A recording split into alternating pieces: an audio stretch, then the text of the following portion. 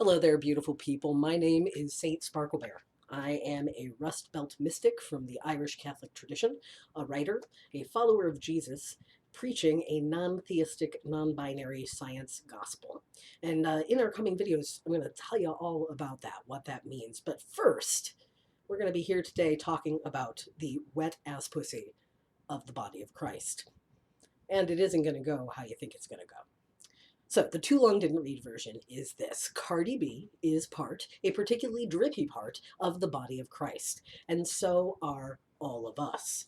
Everybody, all of us are interconnected as part of one sacred body. All of us queers and weirdos, artists, activists, and outsiders, we are currently representing that body more in tune with Jesus's actual message than the ones that call themselves Christians.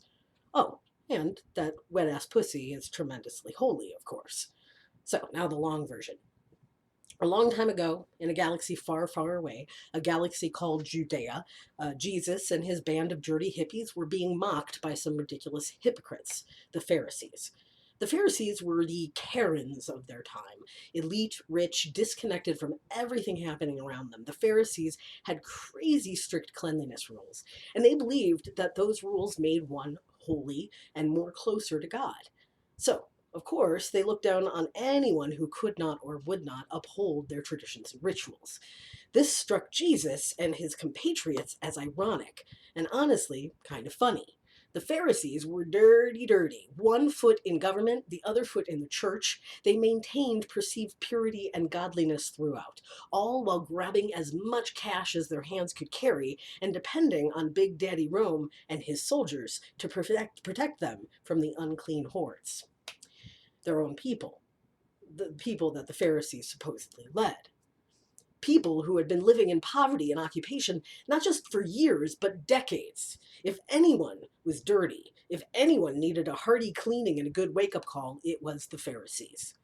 And yet, in the eyes of the Pharisees, Jesus and his disciples were the unclean and sinful ones, the unholy ones, the ones going around healing sick people with their hands and sharing food with foreigners. There was no place for people like that in a respectable society, in a godly society. Thus, the Pharisees felt righteous in mocking Jesus. They mocked and they derided and they hated, and we all know why people hate. They hate because they ain't, because they're scared of everything they lack being laid out in front of them in the open air. They're scared of the way Jesus and his people were uniting everybody against them. Oh, and let's talk a minute about canon Jesus, right? We all know that canon Jesus is a vastly different figure than Merkin Jesus. Canon Jesus is a mischievous trickster. He's perpetually disturbing the comfortable and unveiling revelation. He's never suffering fools. He's hanging out with weirdos and street people and sex workers. Jesus, the healer, keeps going around talking about a utopia where everybody gets what they need and death doesn't exist. Canon Jesus always looked to love, to challenge others, to think and act more generously while upending societal expectations and standards. You know, like Cardi B and Megan Thee Stallion. Canon Jesus was fed up with the Pharisee shenanigans and clapped back. Listen and understand. It is not what goes into the mouth that defiles a person, it is what comes out of the mouth that defiles. Okay.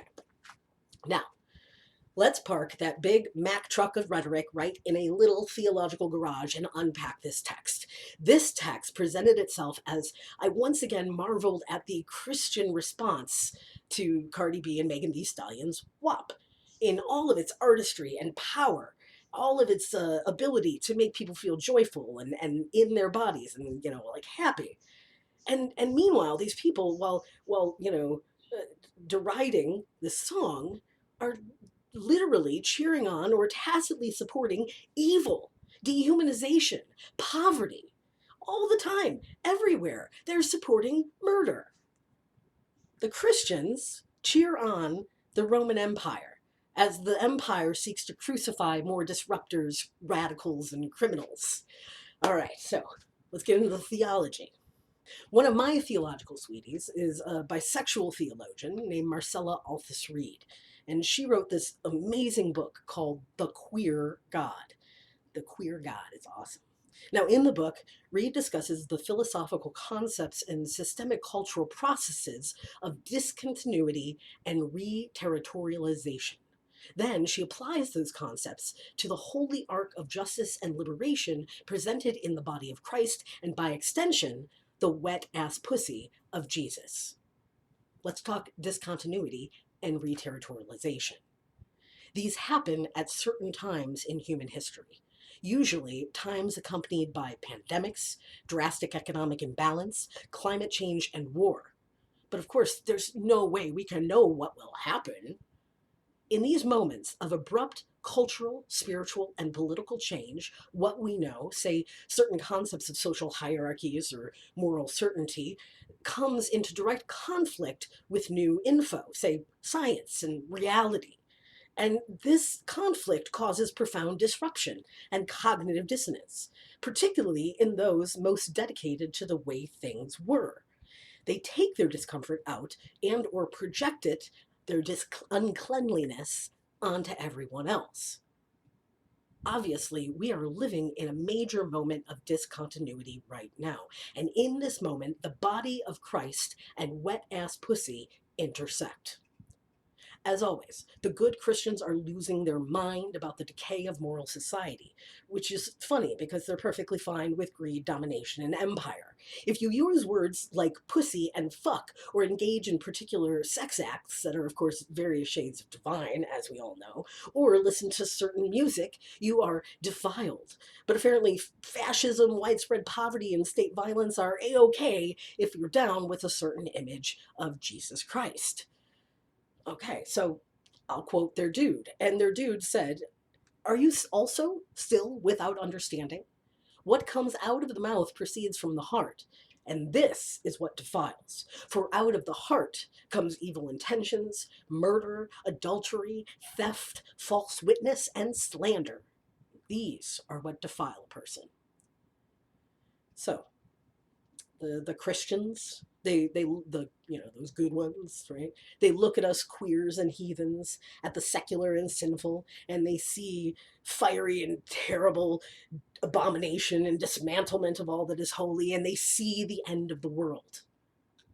And thankfully, I'm here to say they're right. Their version of the holy has reached an end in its time in our human evolutionary process. And that time, uh, so now it's time to form a society, a world that Jesus could be proud of. Pretty cool, right? Their ideas of what is defilement, what is cleanliness, right now, those look just as ridiculous as that of the Pharisees.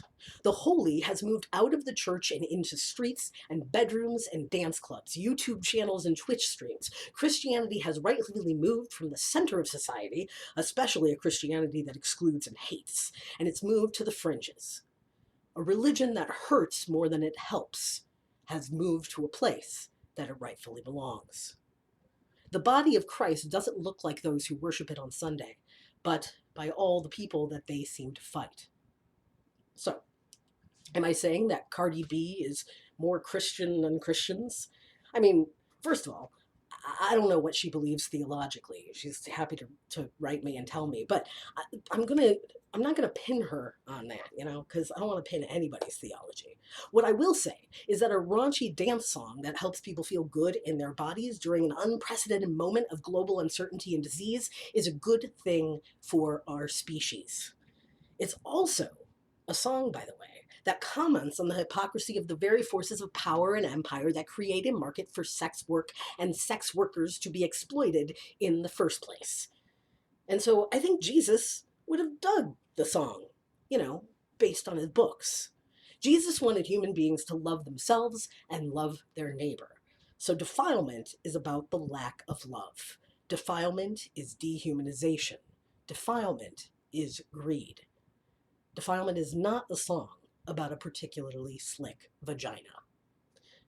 I feel like we humans are so close and capable of achieving this. We are capable of so much connection and love and creation. We are capable of being irreverent and reverent and mashing it all up in a caring, gentle, raunchy way.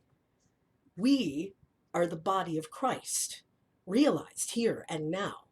It just doesn't look how the righteous and the godly, how the Pharisees would have wanted it. In fact, I think it's actually going to be way better. My name is Saint Sparklebear. Thank you so much for listening.